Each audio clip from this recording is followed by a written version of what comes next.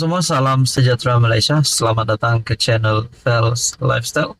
Tuan-tuan dan puan yang amat dihormati, sudah pasti sebelum ini kita sudah mendengar berkaitan dengan isu tahanan rumah untuk Najib Razak. Dan berkaitan dengan perkara ini, yaitu berkaitan dengan titah addendum ataupun tambahan. Seperti yang kita tahu, saudara-saudara, setelah isu ini keluar saja, sudah pasti yang paling gembira adalah penyokong Najib Razak. Pasti ada yang berseru, mungkin sehingga bercakap, Najib dipenjara di rumah, Najib menjadi tahanan di rumah, ataupun mungkin Najib dibebaskan. Nah, itu adalah antara seruan-seruan daripada penyokong Najib Razak, yang juga menjadi harapan mereka supaya bekas Perdana Menteri itu dibebaskan ataupun menjadi tahanan di rumah. Berkaitan dengan keputusan terkini, satu berita yang kita terima yang ada menyatakan Mahkamah benarkan permohonan Najib masukkan dua affidavit isu tahanan di rumah.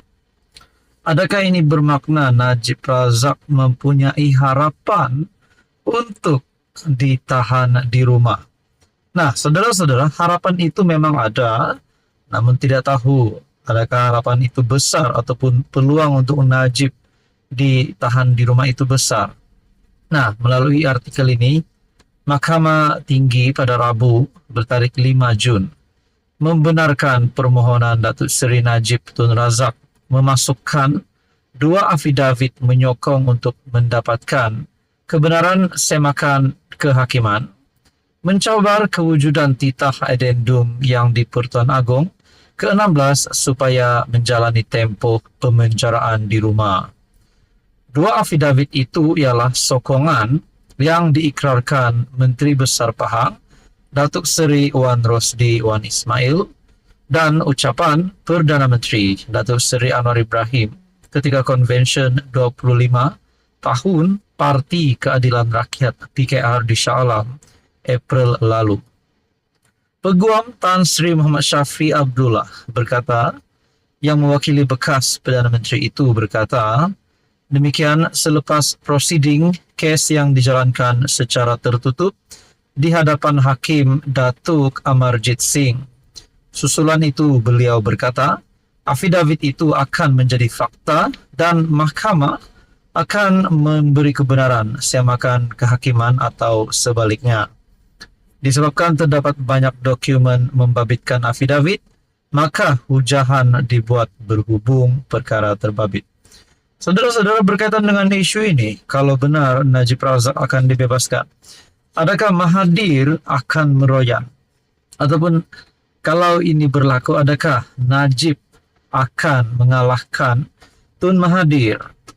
Dan saudara-saudara, adakah Najib akan membuat comeback yang besar dalam sejarah politik sekiranya beliau ditahan di rumah dan dibebaskan pada akhirnya? Nah, apa komen Anda, saudara-saudara, berkaitan dengan isu ini? Sekian saja. Anda boleh komen di bawah berkaitan dengan isu ini. Teruskan bersama di dalam channel ini untuk info yang seterusnya. Jangan lupa tekan butang like, share, dan juga subscribe.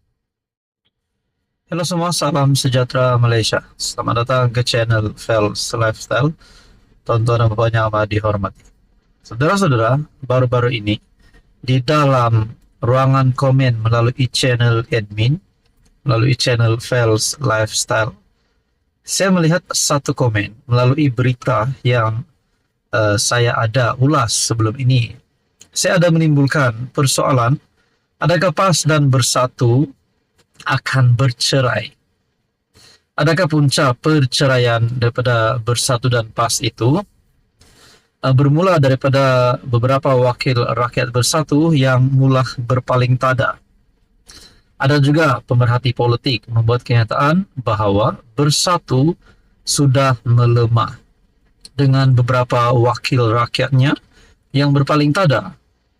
Dan dengan itu PAS mula menyedari bahawa kawan mereka itu ataupun parti di dalam PN yang juga Muhyiddin Yassin sebagai presiden parti itu sebagai pengurus CPN Mungkin adakah ini menunjukkan ataupun menggambarkan pimpinan Muhyiddin Yassin sebagai presiden itu tidak lagi seperti dahulu. Nah, saudara-saudara, berkaitan dengan isu ini, terdapat komen yang saya lihat menyatakan bila PAS bersatu PN menang dalam PRU 15 dengan dana judi, maka Allah pun tak restu dengan pengkhianat-pengkhianat macam Muhyiddin Yassin, Hadi Awang, dan Azmin untuk memerintah Malaysia ini. Melalui satu komen daripada di dalam ruangan komen ataupun comment section melalui video ini. Nah, saudara-saudara, saya ingin tekankan di sini ataupun saya ingin mempersoalkan. Menurut beliau, bila PAS bersatu PN menang dalam PRU 15 dengan dana judi. Nah, saudara-saudara, berkaitan dengan isu itu, adakah sudah ada pengesahan bahwa Perikatan Nasional yang telah menang 73 kerusi kalau saya tak silap pada PRU 15 yang lepas, adakah kemenangan ini asalnya ataupun kempen ataupun semua dana yang digunakan PN berasal daripada dana perjudian? Kalau itu benar, sudah pasti perlu disiasat oleh SPRM. Dan mungkin itu bukan menjadi satu sumber wang ataupun sumber dana daripada parti yang kita lihat sumber dana seperti parti lain. Namun sekiranya dana itu daripada syarikat ataupun daripada dana judi, itu mesti menjadi persoalan. Seperti juga yang meletakkan komen ini.